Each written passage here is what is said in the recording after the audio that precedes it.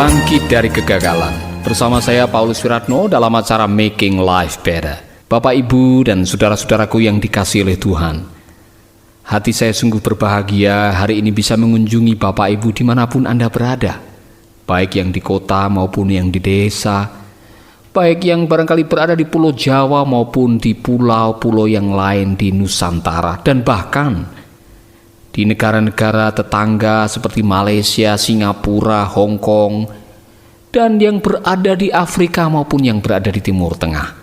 Untuk edisi kali ini saya mengajak Bapak Ibu sekalian merenungkan mengenai pentingnya mengambil sebuah inisiatif untuk bangkit dari kegagalan. Saudaraku, kegagalan sering menjadi momok bagi banyak orang. Begitu banyaknya orang yang takut terhadap kegagalan hingga tidak berani lagi mengambil resiko yang berikutnya. Pak Suwondo contohnya, sampai hari ini tidak berani mendekati wanita dan lebih senang menjadi perjaka tua daripada mengalami kegagalan dalam bercinta.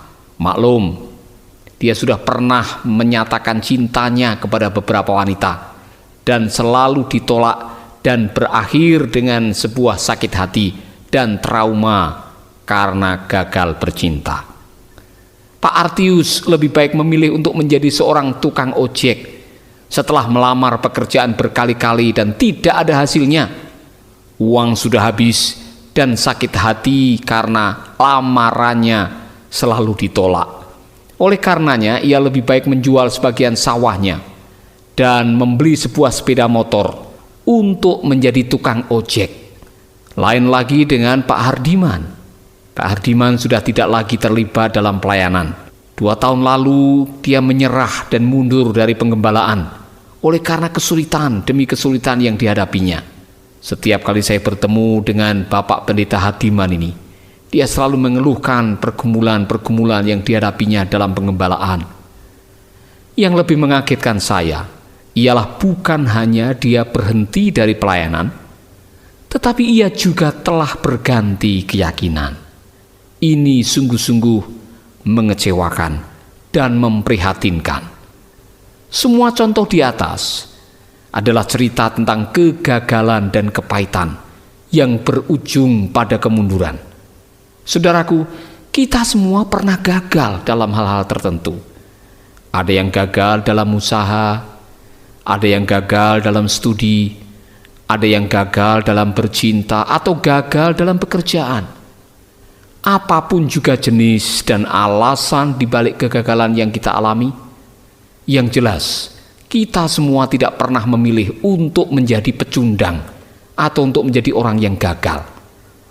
Saya tidak pernah mendengar orang berdoa memohon kegagalan, saudaraku.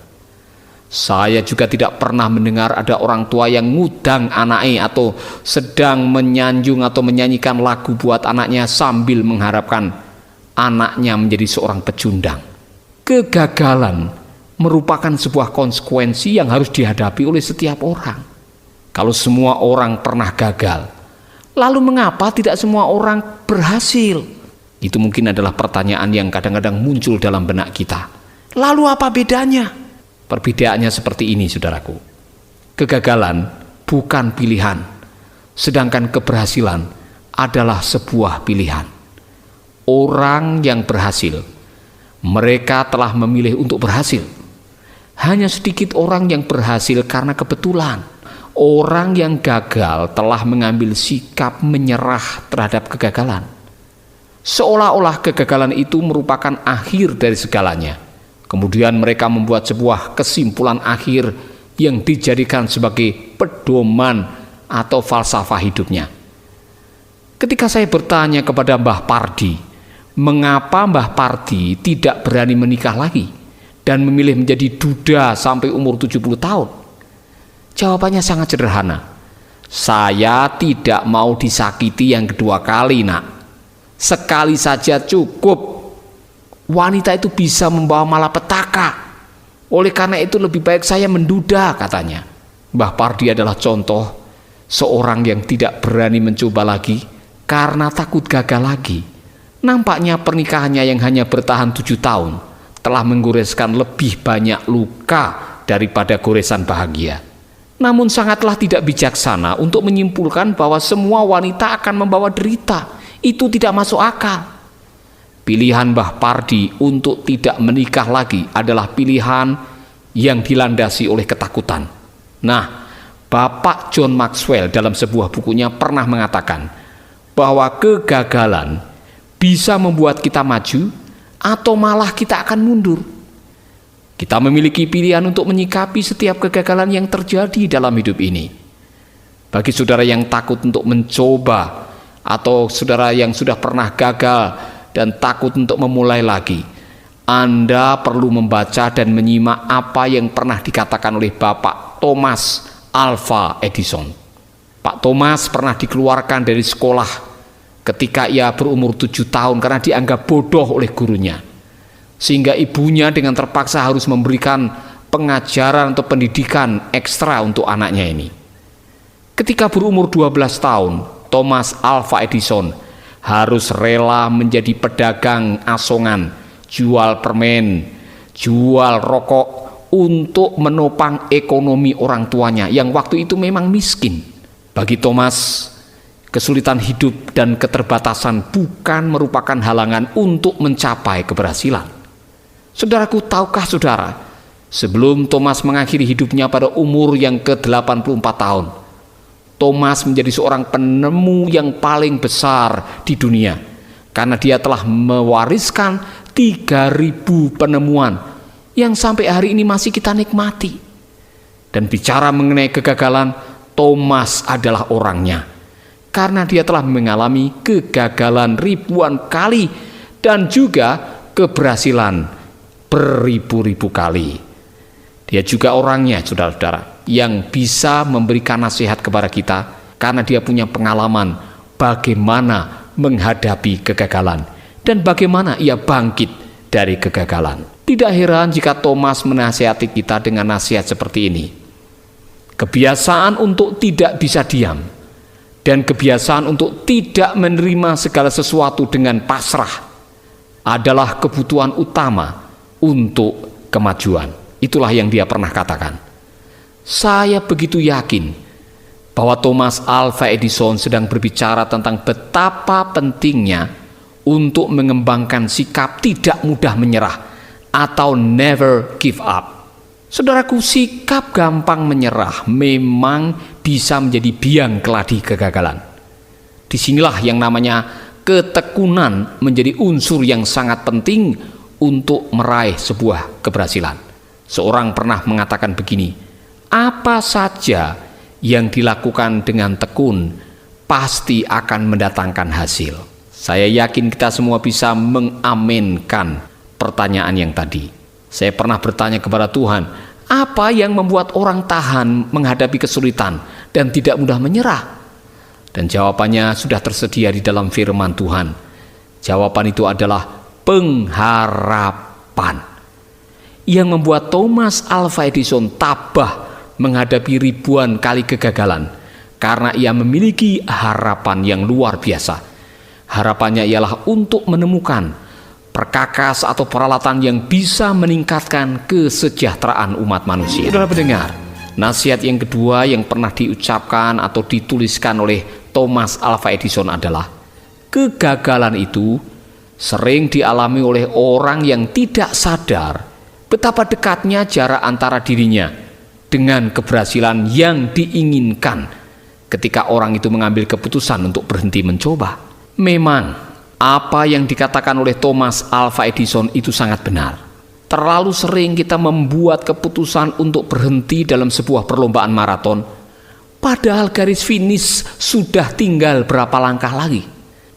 Yang membuat kita mutung alias berhenti di tengah jalan karena kita ini tidak tahu persis bahwa keberhasilan sudah hampir ada di tangan. Saya jadi ingat Bapak Abraham dan Ibu Sarah yang hampir putus asa menanti janji Tuhan untuk menjadi bapak dari segala bangsa yang jumlah keturunannya seperti pasir di laut. Ketidaksabarannya itu telah membuat mereka mengambil jalan pintas dengan mengambil Hagar sebagai istri dan melahirkan anak yang bernama Ismail. Itulah sebabnya Tuhan menyegarkan kembali janjinya supaya Abraham bersemangat kembali untuk menantikan janji itu. Dan ternyata ia berhasil. Pada umur yang ke-100 tahun, istrinya hamil dan lahirlah anak yang dijanjikan itu, yaitu Iska. Saudaraku, dibutuhkan puluhan tahun untuk menanti, dan dibutuhkan pengharapan untuk bisa tabah menanti janji Tuhan. Nasihat yang ketiga yang saya dengarkan dari Thomas Alva Edison adalah berbunyi seperti ini: segalanya akan mendatangi orang yang terus berusaha dan sabar menunggu hasil. Saya pikir tidak sulit untuk memahami apa yang dikatakan oleh Thomas. Penantian dan kesabaran adalah rahasia untuk menuju kepada keberhasilan. Hal ini sesuai dengan janji Tuhan, saudara. Nantikanlah Tuhan, berharaplah kepadanya, maka dia akan bertindak. Yesaya pernah berkata bahwa orang yang menanti-nantikan Tuhan itu seperti raja wali yang terbang tinggi. Ia akan membaharui kekuatannya setiap hari, karena berharap kepada Tuhan tidak pernah mengecewakan, khususnya pada waktu kita menghadapi kegagalan. Saya tahu sementara saudara mendengarkan program ini, ada di antara saudara yang sedang menghadapi kegagalan demi kegagalan. Mungkin ada di antara saudara yang sedang menghadapi kebangkrutan. Rumah tangga saudara ada di ujung tanduk, sedang menuju kepada kehancuran. Hubungan saudara dengan teman, dengan sahabat sedang mengalami kesulitan.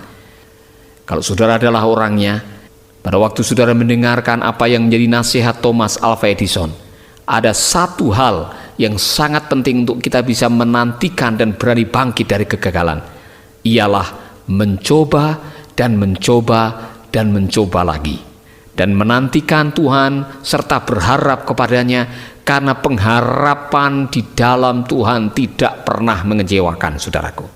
Itu sebabnya kalau saudara sedang dalam keadaan gagal dan saudara tidak berani mengambil resiko untuk bangkit lagi, hari ini bersama dengan saya, mari kita berdoa supaya Tuhan memberikan kekuatan kepada kita untuk bangkit dari kegagalan, dan Tuhan akan memberikan kekuatan yang baru dan urapannya akan menyertai kita sehingga kita akan meraih keberhasilan dan kemenangan bersama-sama dengan pertolongan Tuhan.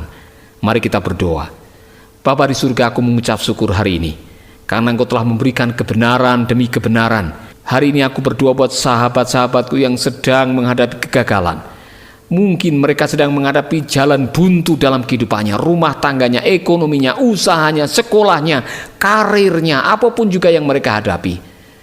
Kalau ada terbersit sebuah keinginan untuk putus asa, berhenti di tengah jalan, hari ini aku berdoa supaya Roh Kudus akan memberikan kekuatan yang baru, sehingga kami berani bangkit dari kegagalan, dan kami berani melangkah lagi mengambil risiko, karena bersama dengan Tuhan kami akan melakukan perkara yang besar. Terpujilah namamu ya Bapa, di dalam nama Yesus. Amin, amin. Sahabat, Anda baru saja mendengarkan program Making Life Better. Hubungi kami di 0811 3901 144 atau 0811 3901 140. Mari dukung pelayanan Making Life Better melalui rekening BCA 66 900 30525. Sekali lagi, 66 900 30525. Atas nama Paulus Wiratno. Terima kasih, Tuhan Yesus memberkati. Making life better, making you